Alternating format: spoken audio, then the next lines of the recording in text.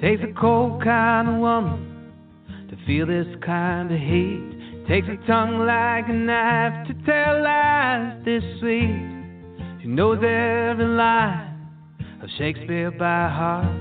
Says love and betrayal are only inches apart. Gotta watch what you say, or she'll send you away. Yeah, but I don't mind. She's just a passionate kind. She's just a passionate kind.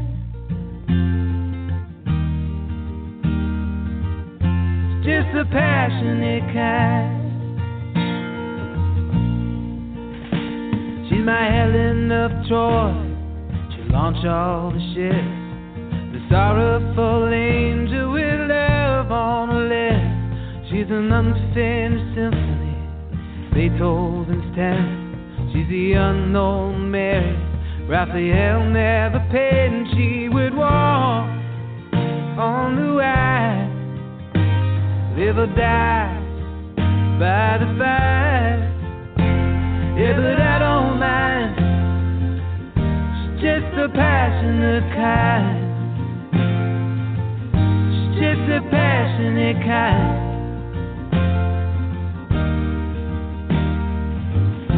She's just a passionate kind.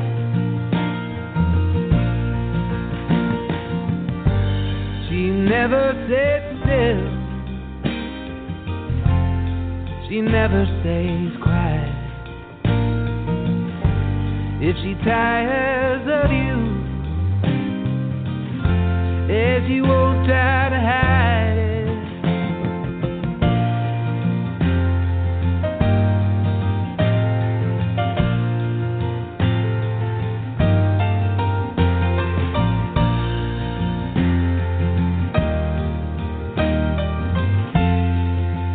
When she leaves, she'll be gone, like you knew all along. Yeah, but I don't mind. She's just a passionate kind. She's just a passionate kind.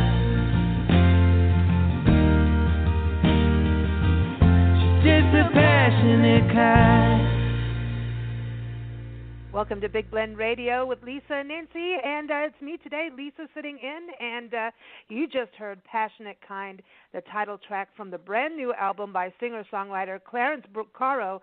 It is out now through the Indie 2020 Records. You can go to Clarence's website, clarencebucaro.com, and go get it on iTunes, all those great places. And I'm telling you, as soon as you put this album on, it is like this instant connection. It's like a really good dessert. You're not going to want to stop. It's a dangerously good album, and such good stories, good musicianship, just the melodies, the lyrics, everything. So welcome, Clarence. This is such a cool album. You've got to be excited for it to come out. I am, yeah, and thank you for having me. Thank you so much. This is exciting. I always get excited about good new music and music that we gauge, Nancy and I always say, is it road trip worthy? Is it going to take you across the state of Texas when you're crossing the country? But I know that you're a hiker, and to me, this has got good hiking music too. Do you ever think that way when you write? I don't, but that's a good point. When I hike, I used to always listen to mixtapes and everything, and later on, you remember those things. So cool. No, I didn't try to do that for sure, but yeah. There's something about being outdoors and just kind of there's like a rhythm. There's a walking rhythm, I think, in your music. That's what it is. It's just like this very natural, like connected to our heartbeats and how we are. And I think that's where I'm getting that. But it's also very visual. Like you create movies in your mind. And I always love albums that can do that. When you wrote this album, did you sit down and kind of put them all the songs together as one like concept, or are these like songs that you've been collecting and writing over the years? Kind of a combination of the two of that. It was these are all, some of them are based in the past or old songs that I had started, and some of them are brand new. But generally, when I'm going to approach a new record, I try to start from scratch, and I try to get a couple of songs first that are clearly, like, I don't know if core is the right word, but very clear about what the album is going to be. And then once I have that, you start to kind of feed it with other things, either pieces of old songs or brand new ones. So these songs, they came from a lot of different places. Some of them, like, I'd have a verse that I couldn't finish from years ago and went back to, or, you know, they can come from any bit. But I would say I sat down in September and said, okay, you have to start a record, and then had the songs by January or so, or something like that. Wow. So you put deadlines on yourself. Yeah. I mean, it's amazing because you've got, is this the 11th? This is the 11th one that's out now? I guess it is, yeah. Yeah. Wow. Yeah. When you go on your website and you look at all of them, you're like, wow, the artwork, I love your album covers too. There's like it's like, okay, what's going on with that dude? Like, what's going on here? You know, it's like an art. That's the thing. You've got like art, and I think sometimes, you know, I look at album covers. I'm like, do people think about what they're putting on there? And I think that you've got like art going on. I appreciate that. I love album covers in general, and they have. I'm a vinyl collector, and the album cover can really pull you in. It can really tell, you know, either the whole story or half of the story ahead of time. So I do pay a lot of attention to it, and they largely come up organically, where I'll start brainstorming and I'll know what I want to do, and then oftentimes total, you know, left field idea comes. Like with this one, with the Egon Schiele painting or illustration, it was totally not what I was looking for, and I had some other ideas started, and more portraits kind of thing, and then my wife was looking at ideas, and she's very visual because she's in fashion and design, and she was like, what about using like this? And I was like, you can't use that. You know, you can't get the rights to that. You have to call the state or whatever. And I just looked down so I was prepared for like, yeah, it's impossible. And I looked on the Met in New York's site and saw that they had it, and it listed that it was public domain. I couldn't believe it. So, and there aren't many on there that are. So yeah, it was one of those instant like, oh, okay, well, this is the album cover. Yeah, and Passionate Kind, that's just those two words together are amazing. Where did that come from?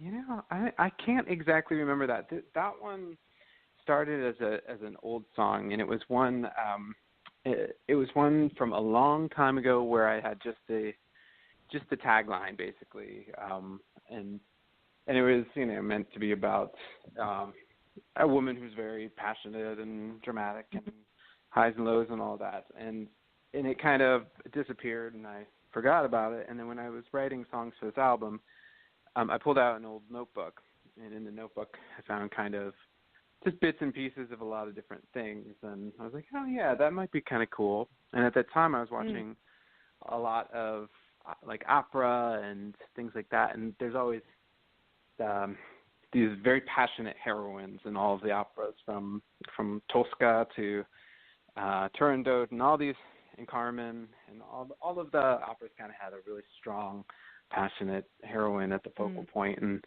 it kind of felt right when I saw that in the notebook, and pulled from that. So it was old, like, but the whole song's new though. Yeah.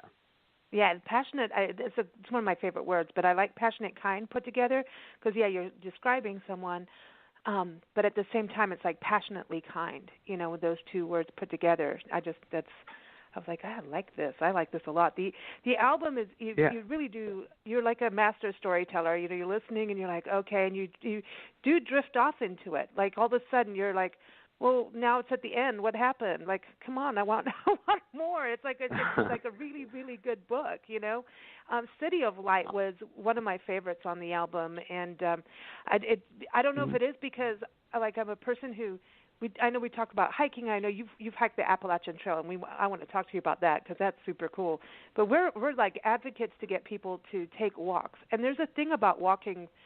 There's this like mental thing that goes through, like emotionally mental, where there's things in the background of your mind. You're going through thoughts and feelings, and just you make your own movies when you walk, and then you've got all what's going on around you.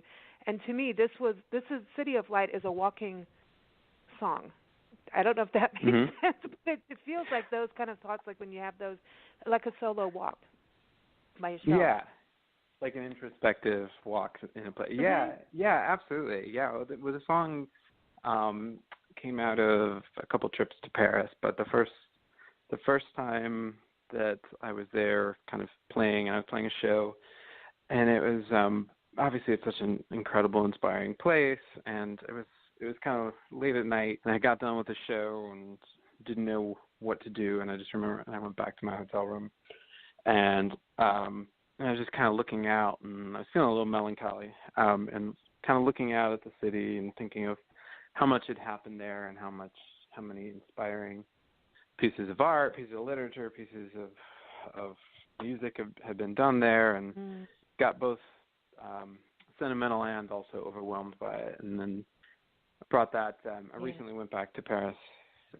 this last year, and kind of put it together from the old feelings and some new feelings. But it does have that walking. It does have a walking feel to it, definitely. I know what you mean. Yeah, that introspective. Yeah, like you're saying, that you got the words for that. I was going to say too. I mean, going to Paris, aren't you going to be? I know you're on tour with the album now, and going to Oregon, Seattle, New York. But aren't you going to go overseas too? Are you going to go to Europe this year? Yeah, most likely. I mean, I go quite a bit. I was going to go in June, and it kind of got moved to a different time because it's hard to go there over the summer. But I definitely will be for sure. I go to Italy quite a bit and do tours there, which was also kind of a good influence for this album because it was so inspiring to play little towns there and see all the art, and we would stop in all the major places and see Michelangelo's work and Raphael and everything. Oh, so, that's cool. Yeah. That is cool. Yeah. And I think that's lucky. It's so important to look at what's going on in historic art, and art history to me is really fascinating, especially of how art came into this country and into America, and how it just over like the 19th century, how it changed, and how travel was connected with art, and how artists got around to actually paint the different places around the world.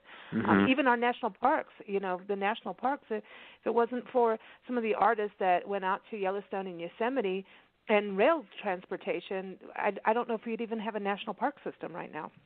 It's kind of interesting to me how artists travel around. So you're off doing that. So you travel quite a bit. So is that something as a kid did you have a traveling family?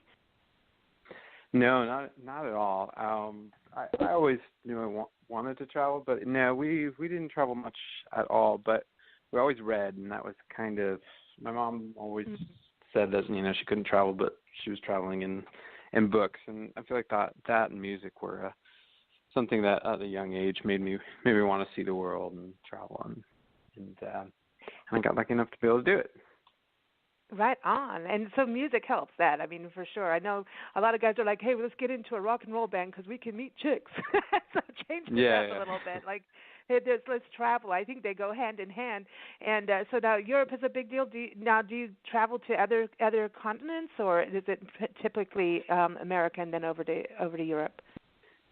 For touring, you mean? Yeah. For music? Done, to Asia or anything like that? Unfortunately not. It's mostly Europe. I have in the past toured in Australia. Cool. And that's, I think, which is really cool. I think that's it there. It's mostly Europe. I do see from time to time, I'll see other artists that are going and playing in like China or somewhere, and it's awesome. But I think those gigs are elusive. I don't know how to get them. It'd be great. It's hard. We have a friend who was going to go to a concert over in China, and he's like, they won't even let me have the internet, man. I can't do this. I can't. There's all these regulations. And yet here's the artist having a hard time coming into our country because of the way the visas are set up. So many artists that we interview from overseas, and they're like, we want to come to America, and I'm like, well, come. There's like a ton of places we'd love to have you here, and they're like, well, can you talk to your government so that we can get our visas straightened? and come over. But I love the travel element of what you're doing with your music. But talking about your childhood, so you picked up the guitar when you were like 9 or 10? Yeah, 8, I think. Right now, I was quite young. Yeah, I think 8. Mhm. Wow. So that, to me, okay, so then you've been doing this through your life, and then do you play piano or anything else instrumentally wise? I do. I play piano. I mean, largely it's guitar and singing, but I do play piano, and I usually play it on the albums and stuff, but guitar is my main thing. That's cool. And so so you toured with the Blind Boys of Alabama, and you toured with one of my all-time favorite ladies in the world, Mavis Staples. Like, tell me about that, because meeting her, I think she's one of the most soulful women, just deep and real. Like, she's just, you don't mess with Mavis, but I mean, she's got it going on. And so were you touring as a part of like the act, or tell us about that? Yeah, this would have been quite a bit of time ago, maybe 2004, I believe, and I was chosen as the support act, so the opener for this big Christmas tour with the Blind Boys of Alabama and their special guests. Awesome. So it was, and this was at the height of, this is when they had that really spectacular album that on Peter Gabriel's label. I forget the name of it now, but it's really great. And they were it was a big tour. It was Aaron Neville, special guest Aaron Neville, Mavis Staples, Chrissy Hynde of the Pretenders. Oh. Yeah, it was really special. I was very young. I was a young kid, and it was quite an experience and quite an opportunity. And the best. I mean, it was really inspiring to meet Mavis and her sister Yvonne, who just passed away, was such a sweetheart as well. And she was just a very inspiring person to watch, and always kind to everybody, and always had a smile on her face, despite the fact I'm sure it wasn't always easy, and yet she always was smiling. And it was a great experience. It was the whole tour. It was like the first major tour that I ever had, and I was very young and new, so it was a lot. It was a very good people to be around, though. I was going to say that Mavis, she's the passionate kind, man. Really, the way she presents herself and connects with people.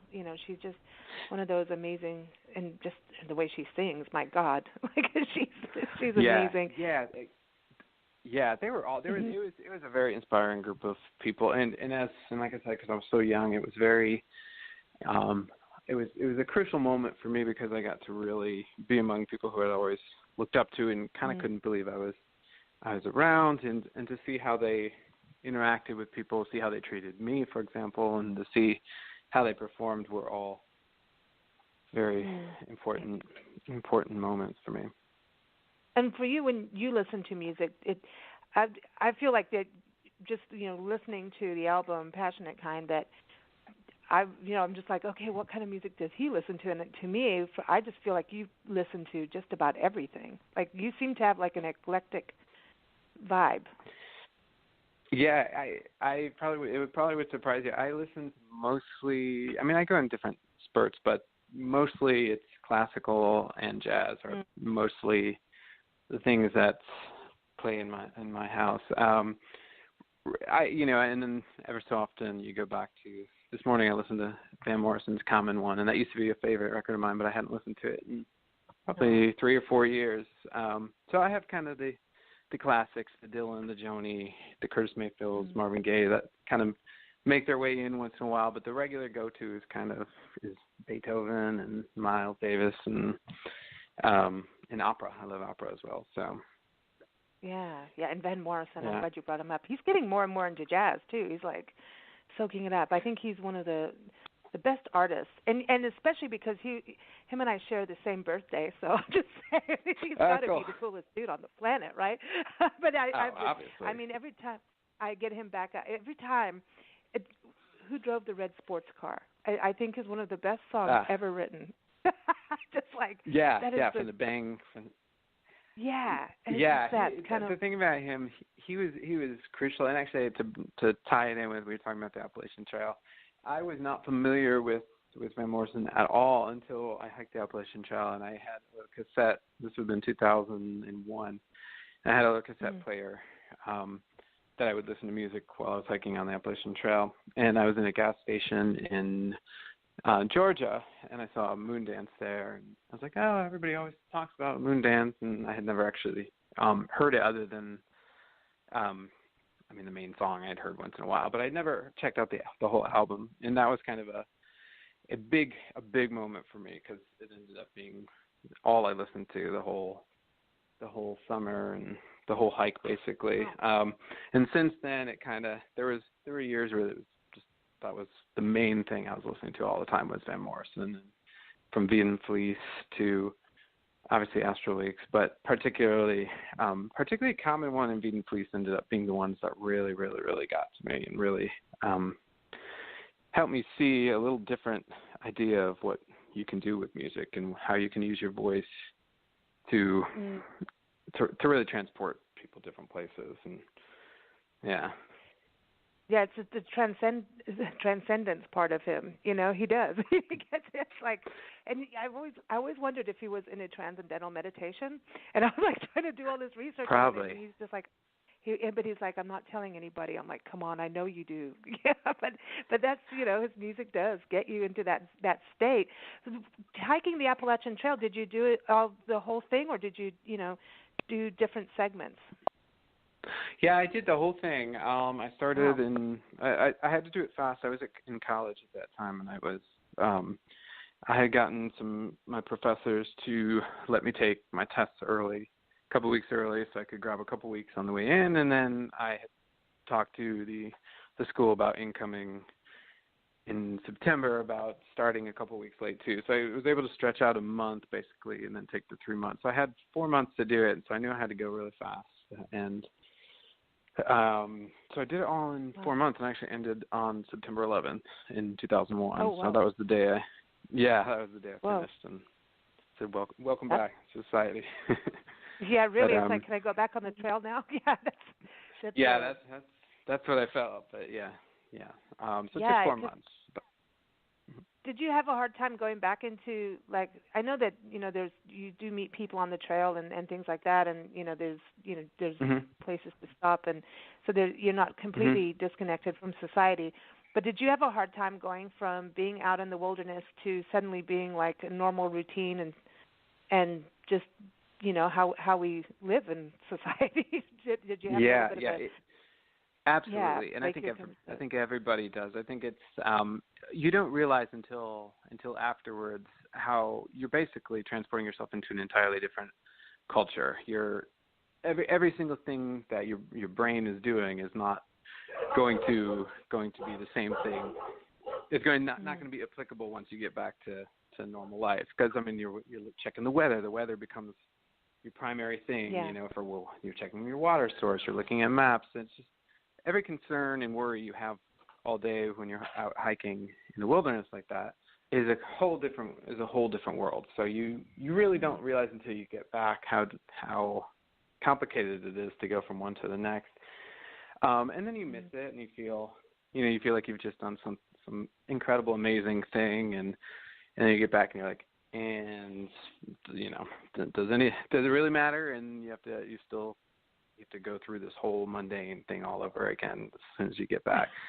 I would say my experience was complicated not complicated, but I never got a chance to really process or celebrate it, because like I said, I ended on 9/11, so it was a very bizarre thing. I didn't actually deal with like, this is done, I finished this, and it takes some time it kind of was just like, you get off, and it was everybody's focus and my focus, and everything was completely on that for a while. And then I think by the time that had died down a little bit, I had forgotten I'd even done it.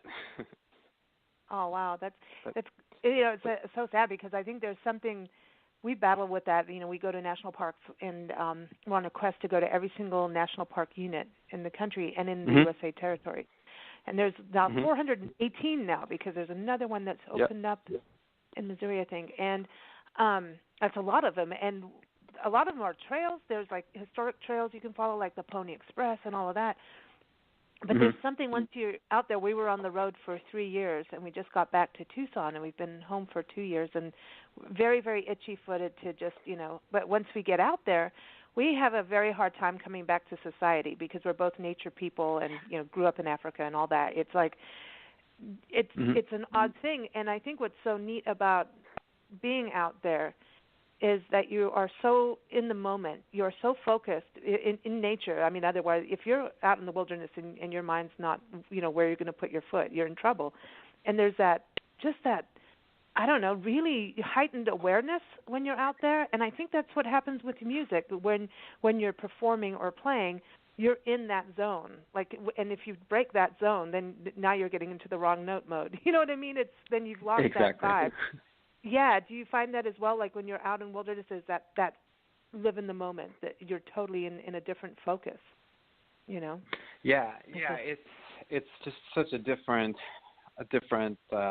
experience. I mean, I find when I'm out hiking or jogging in the woods or anything outside, it's your mind is more kind of like an open palette. You start to have memories again of certain things and certain sense recall things, and I find it to be a very, very awakening moment. And then you get back, and it can take a minute to adjust for sure.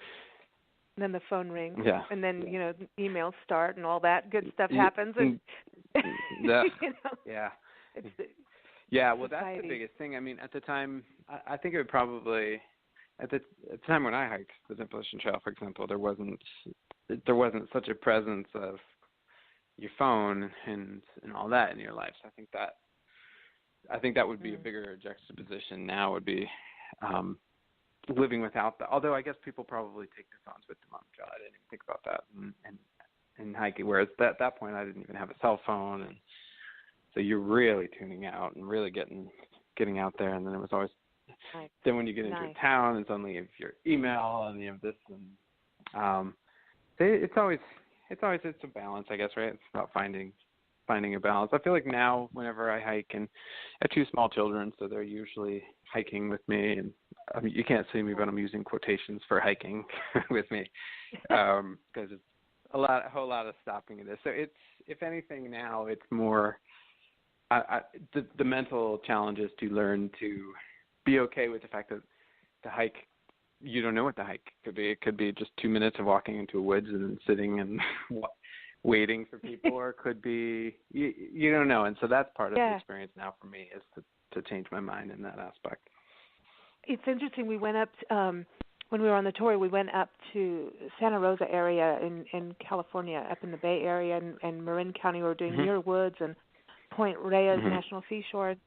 A friend of mine, Chris, his little girl went with us, and I'm like, and I grew up hiking and as a kid, and and lived in the bush for a couple of years in Kenya, and I'm like, it was really interesting because I don't have kids, I know nothing about kids or raising kids, but this was one of the most amazing things for us, was to watch his daughter hike and explore, and to explore the trail through her eyes. She taught me to focus in on things that we sometimes take for granted.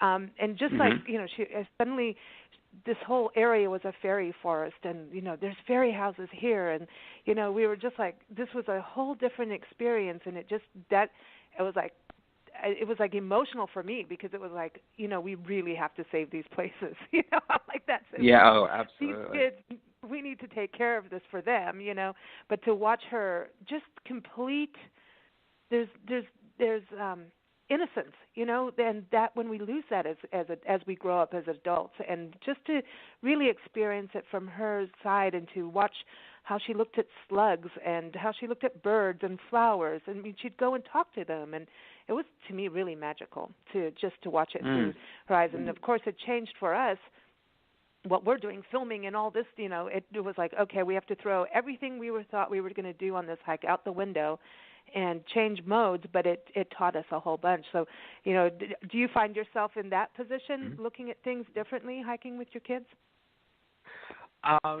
Ever so often. I feel like a lot of the times it's, stop hitting your brother with that stick. But, yeah. Okay.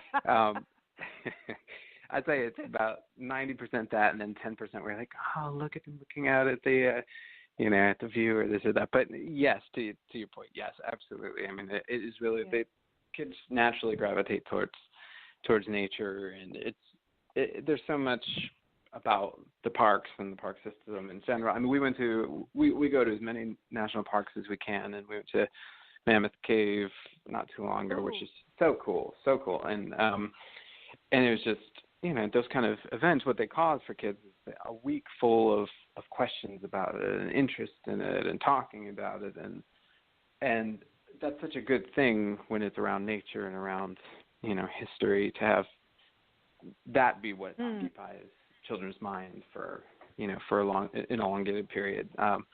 So that's kind of what we find is that even if the hike doesn't turn out as good, while hiking with small children, it always enriches in ways that you don't expect. Like a week later, reading about Teddy Roosevelt, or in some way, whatever way it ends up. It's just it's a wonderful experience, and for me, I've always loved hiking.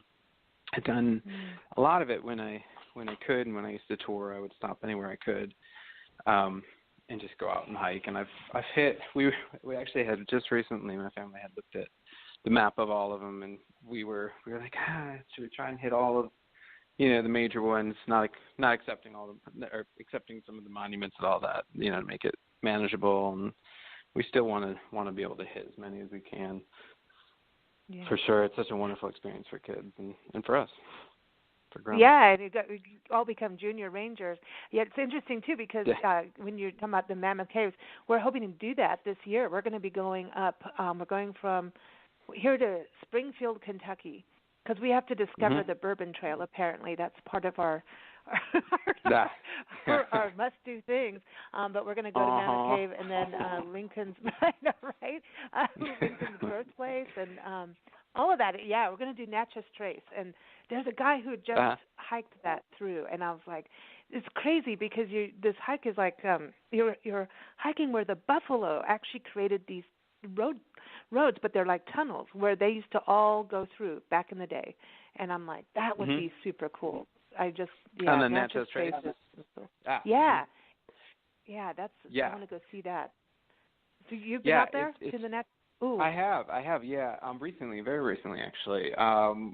We drove the Natchez Trace Parkway for a bit, and then we went out and we did maybe like a 10-mile hike or 5-mile hike or something. It's very beautiful, and then we read up a little bit about the history with the with the old road and the trading and everything. Yeah, it's very cool. Is that now? I know it was one of the major scenic trails, the whole thing, and they were working on making it so that people could do the whole length. The last I had known. This guy just did it. Yeah, he hiked the whole thing. He's done the Appalachian Trail, and then I think he did the American Discovery Trail too. And that to me has got to be a trip to do that. We have a friend, Jim Ostick. He cycled the perimeter of the country, a bicycle. I mean, he's crazy, and he's a retired school teacher. He's done the Appalachian Trail, and then the year before, he hiked right across the country. He started in February in Maryland and hiked all the way to Point Reyes Seashore. Wow. And actually today he just started on his cycling tour through the Sierras. So he's just going. Oh, very cool. That's what it. Yeah, that's what I say. Does hiking and being out in these places, does that help you? Does that inspire you for writing songs and the lyrics? Do you ever hear like the music when you're hiking? I think what it does is it just frees the mind a bit more than anything else. I just find memories is what I find my senses more alert. So a lot of it's amazing what going outside and being in the middle of the woods or the wilderness or even the ocean, what that can do to your mind, and it can really make you focus on things and remember things that you maybe hadn't in a while. So I find whenever it used to be that when I would I had a trail that I would run all the time, and it was instead of hiking, and I would find that I would come back with a song almost every time that I would go on there. Whereas when I would sit at a desk and try to figure it out, I just get just so distracted. So I think it's just the lack of distractions and how clear your mind is how it helps. I wrote most of my first album on the Appalachian Trail, and I brought this little Martin backpacker, and I had written so many songs that time, and the album could only fit like 12 songs or whatever. But it's just when you're out there, your mind is freer. So when you're when you're out in the woods, and a couple of the songs on this album I had written. I took a hike in England, or a walk. They call it a walk out there. And a couple of the songs came from that, where it was just like I was having all these memories and these kind of big revelations of what's important and stuff, and a couple of songs came from that. So it always inspires.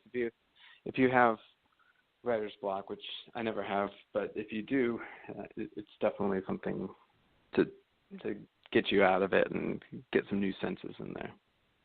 I think everyone needs it for everything, like just to have a clarity of thought for your life. It's we walk every morning as the sun rises, and it's there's just this I don't know, it's just like anything, they say, sleep on something. I walk on something, because if I try to sleep on something, I'm just going to get pissed off.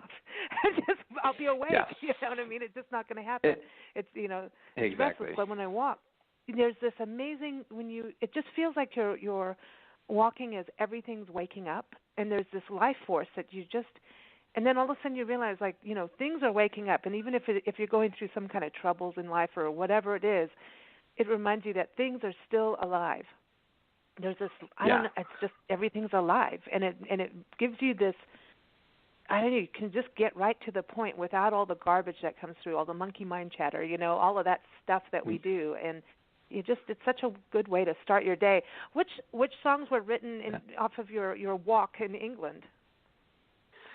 Sleepwalker, and I'm trying to think what else. I'm not sure any of the other ones actually ended up making it on there, but Sleepwalker was definitely out there. Now, Sleepwalker, that has a groovy vibe, and I dig that. Tell us about Sleepwalker. Let's play it, because I love this song. Tell everybody about that. It was, well, the idea was exactly about what we were talking about, which was just that, if you're kind of in a funk of some sort, or either just an individual or everybody, it's a culture or whatever, to kind of that you're kind of walking around like zombies, not noticing all the wonderful, beautiful things around if you look. So that was kind of the idea, was just about opening up your eyes and looking around, and how little you see when you're focused internally on struggles or complicated issues or whatever, and that sometimes when you're in that place, you can't see outside of it. You can't see all the wonderful things. So like I said, that was on a walk there, and it was kind of that perspective. It was like looking around, and I have a real affinity towards England and Wales and hiking out there. I've done one of the most amazing hikes I ever did was in Wales. It's called like Penny Fan, I believe is the name of the national park out there, and the hike. And so I always feel this something out there, and it was that moment where I was writing and walking and trying to look around at all the beauty and saying, everything's good, what are you doing? kind of thing. I love Wales. Wales is so green, and we lived in England for about a year and a half and traveled around to the parks in the Lake District, and the coast to me is really interesting because it's got that, like Oregon has that coast and that drama to it. I love the beaches, like I hate sunshine and everybody can go and hang out, but there's something about those drama beaches is what we call them, and England has that, and Scotland. Have you gone hiking in Scotland or walking, I should say? I have. Yeah, I have. I've been to Scotland, Ireland, Wales, and England, and all of them have that thing. They're just beautiful, dramatic coastlines. And it actually reminds me, California's got a lot of that too. I mean, Big Sur and in that area, it really does resemble a lot of that. Just the dramatic, very poetic coastlines, and Scotland's gorgeous. I've never been up to the northern. yeah, it's the wind, exactly. It's the wind and how it changes the landscape and everything. Yeah. Yeah, man, I'm ready for a walk, man. We should have been doing this outside. We should be I know, right? outside. Yeah, I know. We're going to be doing like our park radio, and that's what we'll do from now on. But I didn't know that you had hiked all these places. This is so cool. And England, it's interesting. We have a gentleman, Glenn Burrows. He comes on our show every month. He's out in Norfolk, England, and he always talks about the power of walking the coast in Norfolk. And he has this thing about going on the old Roman roads. And there's this one that goes. And I wish I could remember the name at the top of my head. And then the names get really interesting when you get into Wales and Scotland. I'm like, I don't know what that says, but good. But he talks about these ancient Roman roads where the centers are raised up for how they got the ancient carts to go through these roads and all that. It's crazy. So his whole thing is, if I always said if you could go back in time and meet someone, he wants to meet the centurion, like a Roman centurion, and go on an ancient walk with them. And he's like, fun. how it was back in the day. So, all right, let's play Sleepwalker. I want people to hear this. It's good and groovy. Everybody take a listen. Sleepwalker, again, it is off of the album that is out now. It's called Passionate Kind, and it's by singer-songwriter Clarence Bucaro. Here it is, Sleepwalker. Sleepwalker, when you gonna wake up? You pass by everything. Sleepwalker, when you gonna shake this and get yourself free? 'Cause look around, you will see the sky is big and the grass is green. Sleepwalker, come out of your dream. Sleepwalker, tell me where you're going, you're looking lost to me.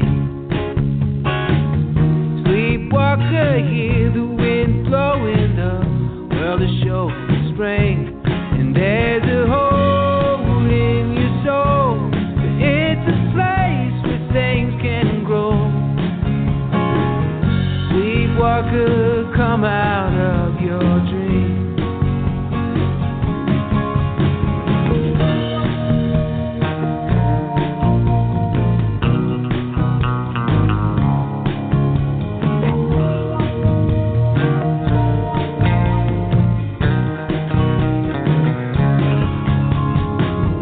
Sleepwalker, try to keep from falling, don't ever lose your feet. Sleepwalker, everyone is calling, so go out on the street. There are smiles to be had, you see things are not so bad. Sleepwalker, come out of your dream.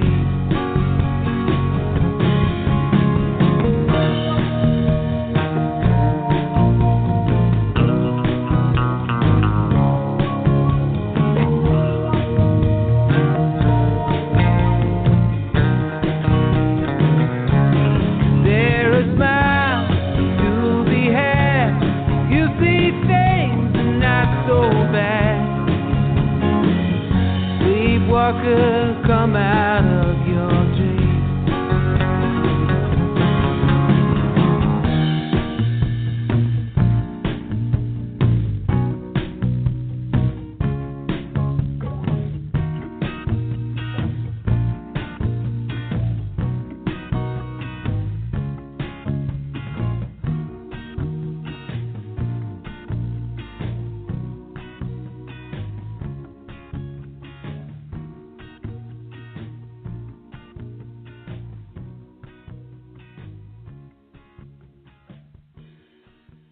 You're listening to Big Blend Radio, and you just heard Sleepwalker from the album Passionate Kind. It's out now. It's a brand new album by singer-songwriter Clarence Bucaro.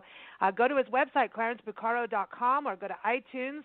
And Clarence, I love that song. I really do. I think it's going to be. But then I don't know. All of them are become favorites. Every time you hear them, you're like, oh, I really like this one, and then it's like, okay, now I'm on the other one. One of the other songs on there that really made an impact for me was Songbird, and just the lyrics. it reminds us to that the sun always shines in the morning somewhere. Not everybody sees everything, and when you have this one lyric in there, sometimes no one hears the songbird in the mine, and I'm like, wow. I love that line. Tell us about the song. Thank you. Well, the song is about a friend of mine that I had seen do a show. This guy is so talented. He's got such a gorgeous voice and so thoughtful. And I went to the show, and it was just such a small turnout and everything. And of course, I've had these nights myself. And so I was just. It made me really sad that night. And I was just watching him and listening to him and thinking how beautiful it was, and how sad it is that sometimes people never kind of get their moment to shine, or maybe they will. And I started thinking about it a lot. And I wrote a lot of it that night during the show, actually, and then kind of came back. Wow. And I tried to find the analogy of what it was like, and it took a long time to finally get the image of the songbird and just the idea, because I was thinking of the places and some of the places that I play as well, and it's not easy as anybody, but that's going around putting their stuff out, but it's not easy as a songwriter that's going out there and they put themselves out there every night, and they make themselves vulnerable, and they share very personal things about themselves. And so you can imagine that sometimes, some nights when it doesn't go well, can be a flurry of emotions and a flurry of discouragement, and so I was trying to think about what image kind of made sense and kind of symbolized that, and I kept getting hung up on some of the places you play and how dark and dingy they can be sometimes. I mean, I play a lot of wonderful places. I've tried to make it that way in general, but thinking of some of the places in the past that I've played and the place that I was watching my friend at, how they're dark and how it can make you sad some nights if you're playing and no one shows, and you're at a bar, it's late, and et cetera, et cetera. And so I started to think about the venues and the bars, and the image that went to my head was kind of like a basement or a mine, and I was like, oh, maybe a mine. So I went with the mine image and the idea that there was somebody singing really pretty in this dark place that nobody could hear, and then it just dawned on me that it's a bird singing down there. So yeah, so that's the positive side that I saw, was that there's something pretty and there's always something good in the bad, right? So whenever there's bad stuff, there's a nugget of goodness somewhere, and it's just something to remember. Yeah. So there's always that. Yeah. But I know what you mean. What songwriters go through, and now I think that Nancy always talks about this. That we've become rude as an audience, texting, talking, walking in front of a musician while they're performing.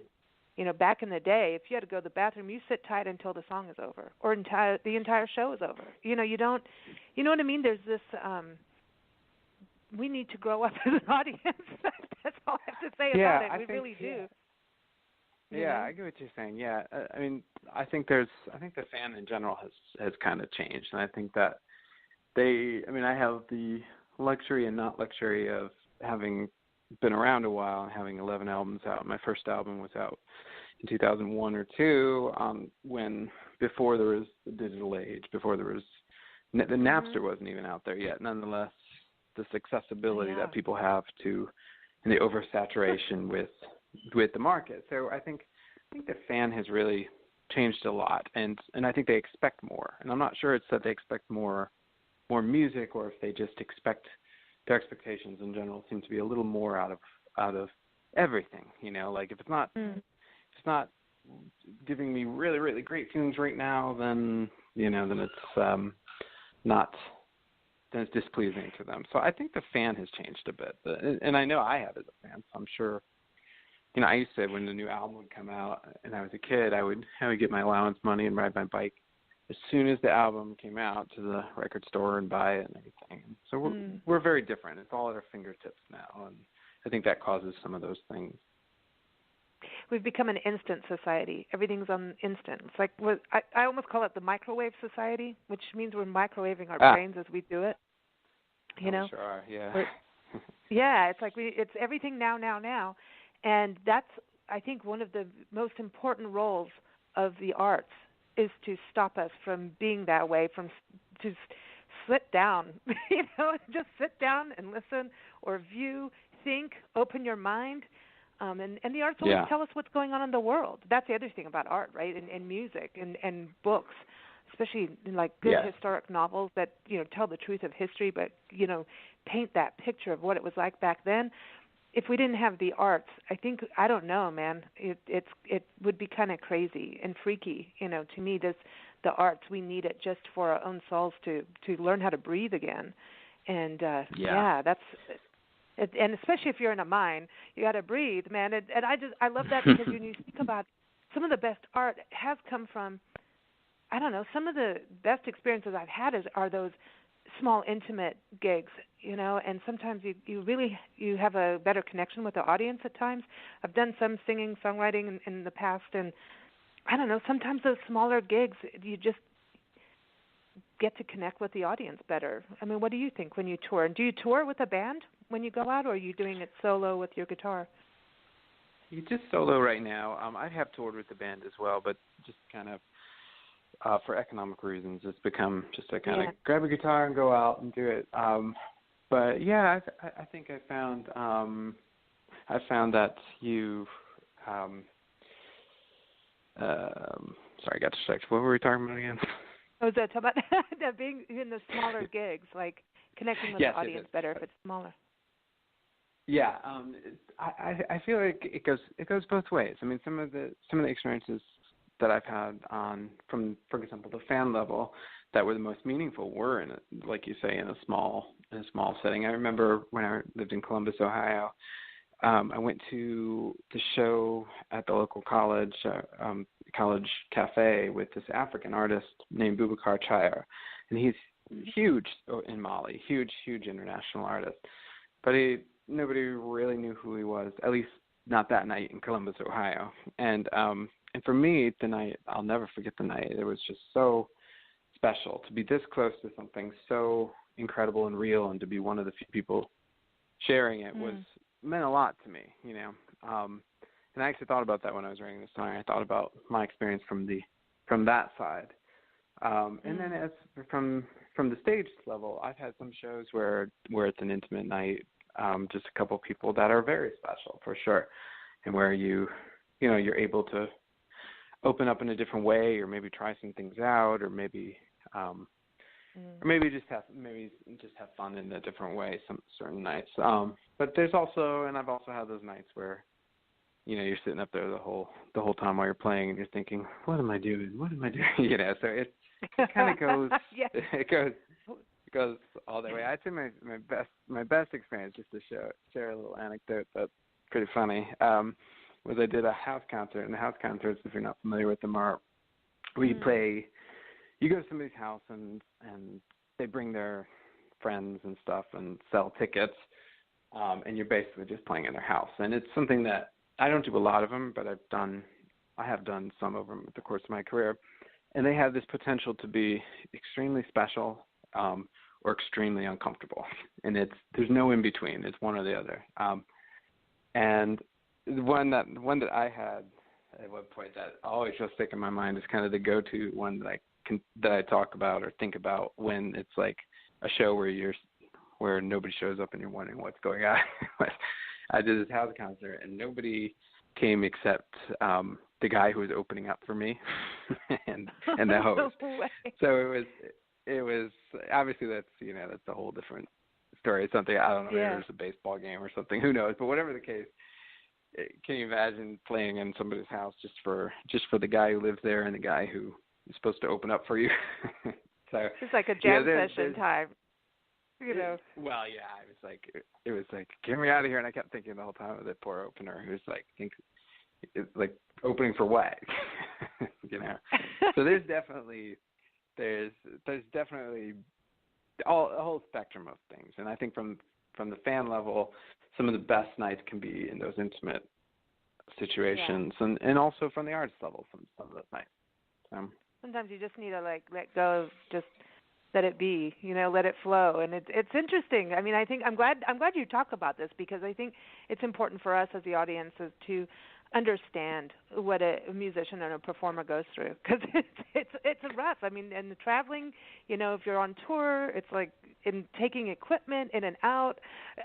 There's all of that stuff that happens, and making sure that the place actually pays you. There's all of that too. Yeah. That's a thing. Before you go, I want to play "Where Do I Go," because I know that's your first single, and I love that right after that on the album you have "Maybe You Should Go."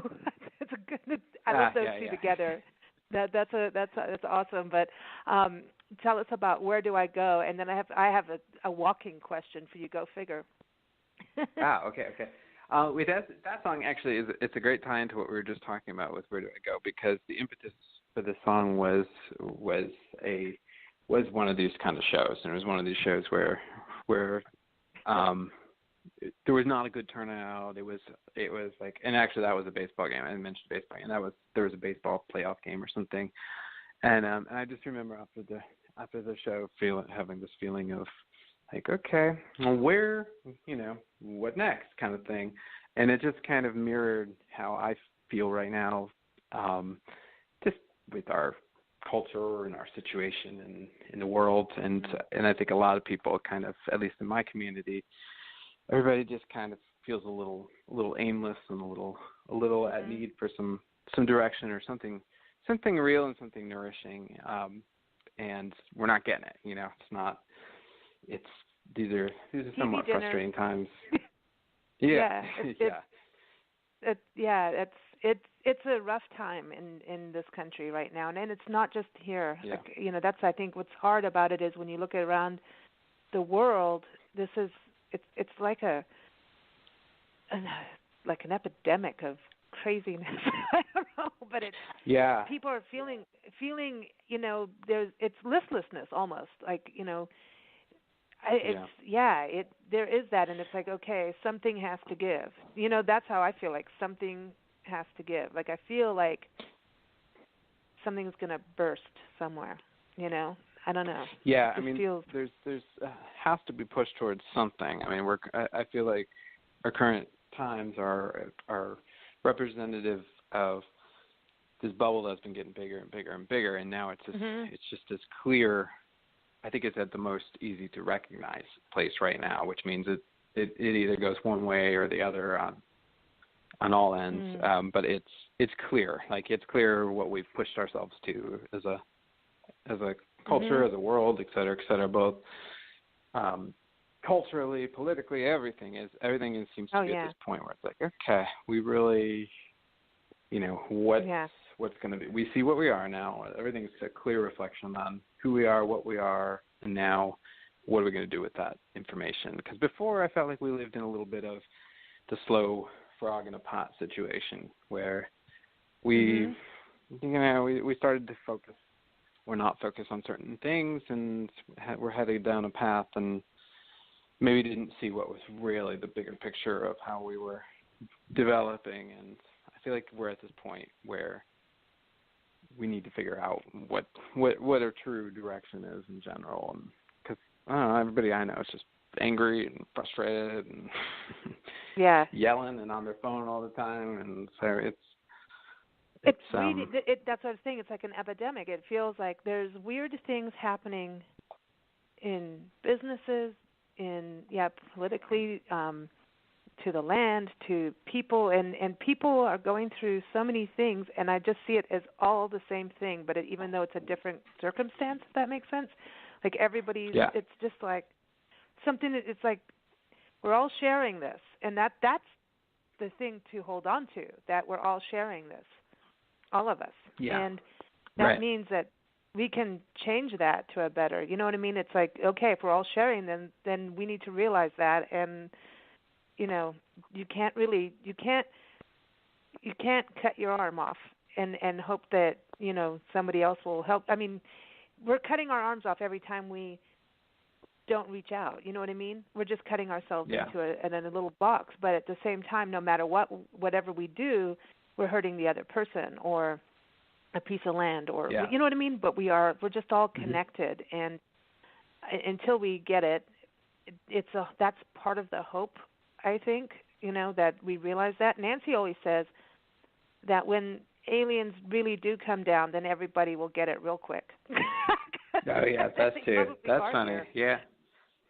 That's it. That's it. We're going to have to all band together, and we'll realize just what humanity is, And I think, there's a lot of good, and I think it's just at that frustration point where something is going to happen, something is going to change, and I'm just hoping that it's on a really beautiful level, that shift happens in a positive, and I think it will. I'm hopeful anyway on that part of it. Yeah. Yeah.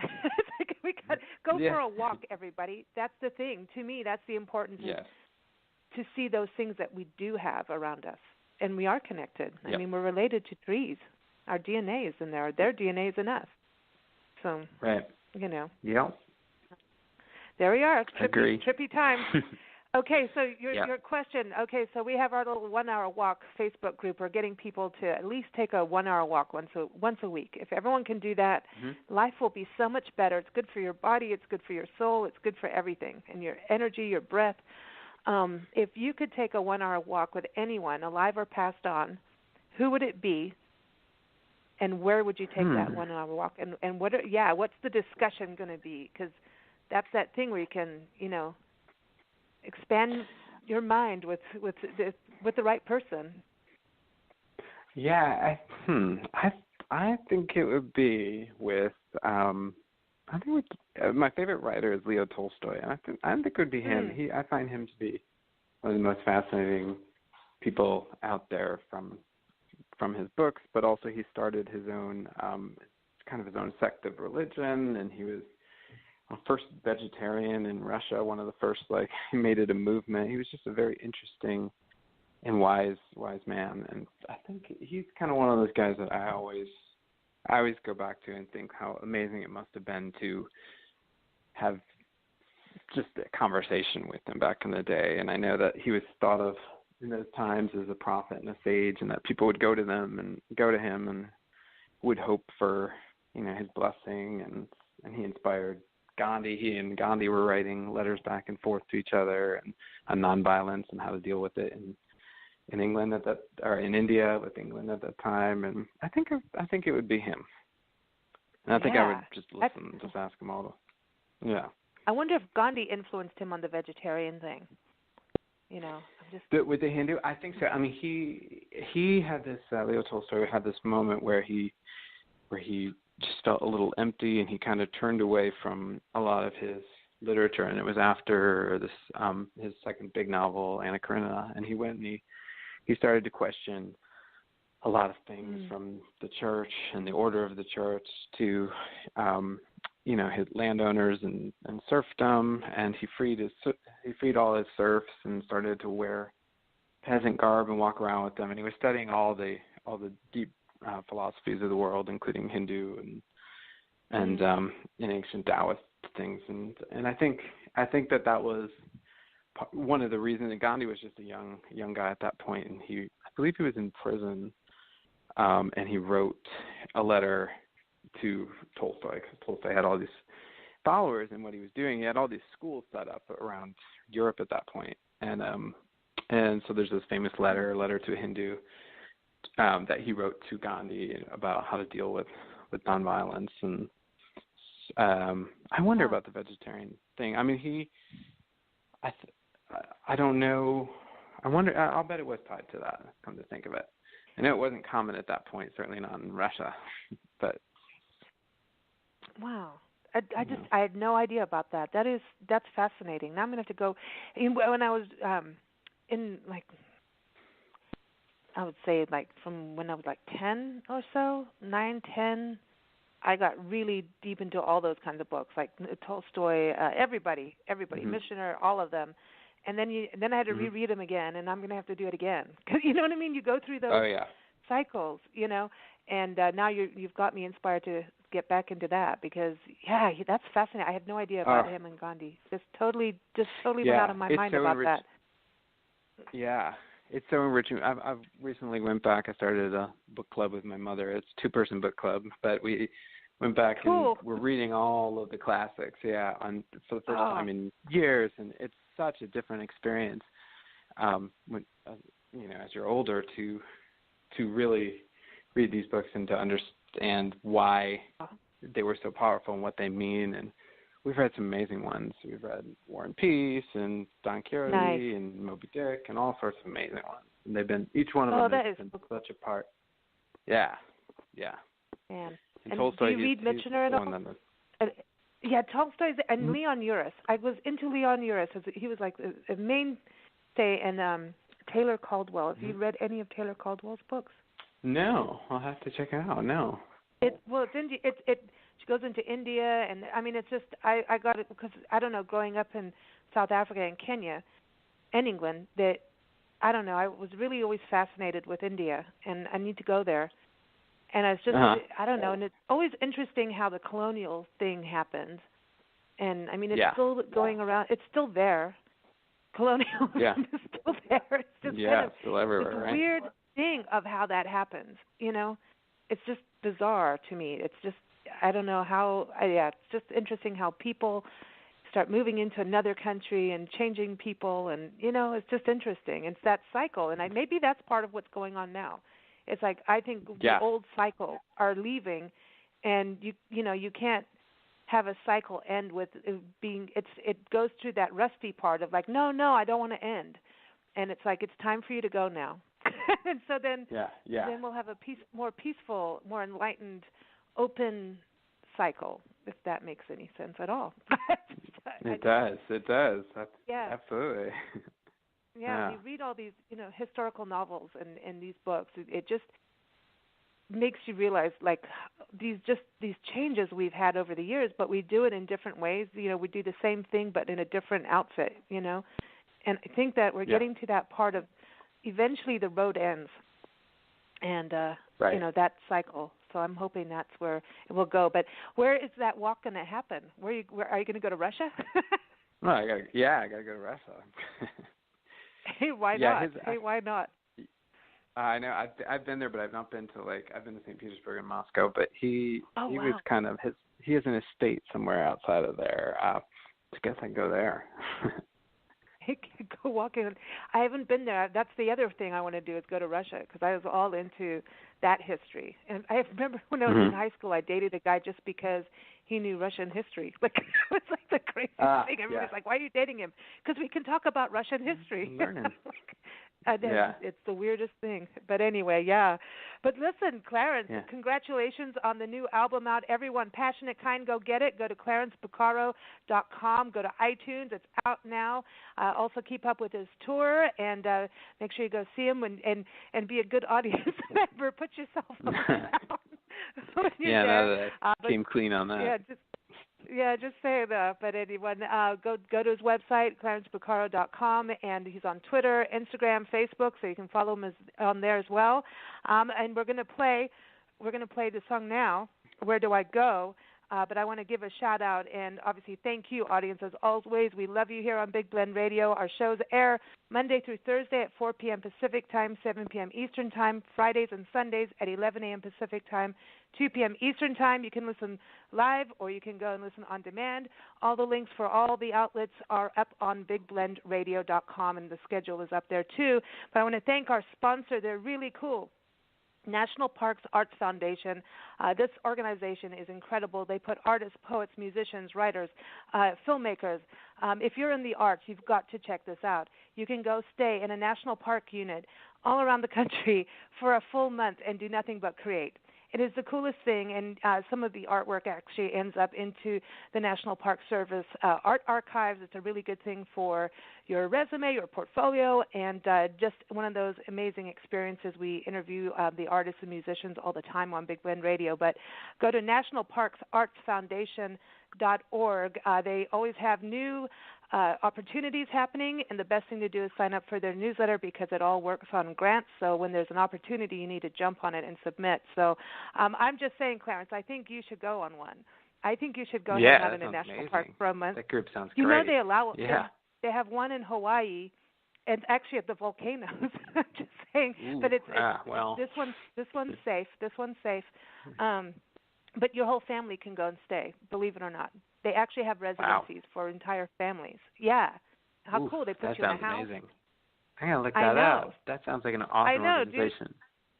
They are. Everyone, nationalparksartsfoundation.org. But here it is.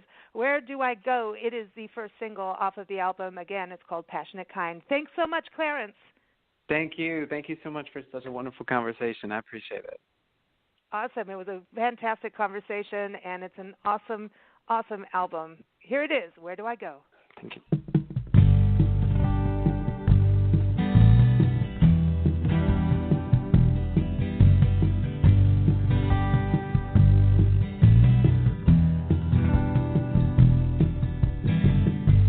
Is this a breakdown or a breakthrough? Storm before the calm or the prelude. With every stand I take, find another way to fall. And everywhere I turn, there's another wall.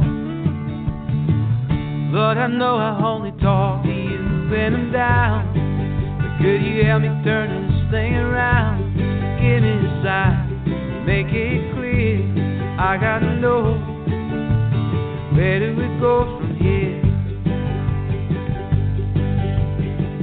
Present here is lonely, and the future's full of fear. The past is just illusion, and I'm still stuck in there.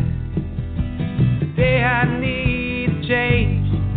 Yeah, I need a flashlight. I need to shake my world up tonight. Lord, I know I only talk to you when I'm down. Could you help me turn this thing around? Give me a sign, make it clear. I gotta know, where do we go from here? I'm not sick, but I'm not well. My head is ringing like a bell. Sometimes I wonder if I fell. Would anybody even care? Lord, I know I only talk to you when I'm down. Could you help me turn this thing around? Give me a sign and make it clear. I gotta know, where do we go from here? Lord, I know I only talk to you when I'm down. Could you help me turn this thing around? Give me a sign and make it clear. I gotta know, where do we go from here?